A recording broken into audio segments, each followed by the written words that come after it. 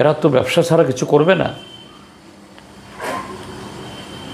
স্বাস্থ্যের ক্ষেত্রেও তাই, যে গত 7.5 বছরে যে ব্যাঙের ছাতা মতো আগরতলা শহরে নার্সিংহোম। আমি নার্সিংহোমগুলি সব খারাপের কথা বলছি না, কিন্তু তাদের বিজ্ঞাপন পত্রপত্রিকা যা দেখি,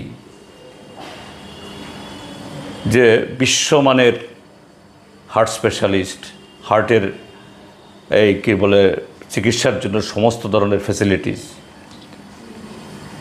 সব কিছু বিশ্বমানের, আর যে হারে সেখানে ফি ধার্য করা হচ্ছে,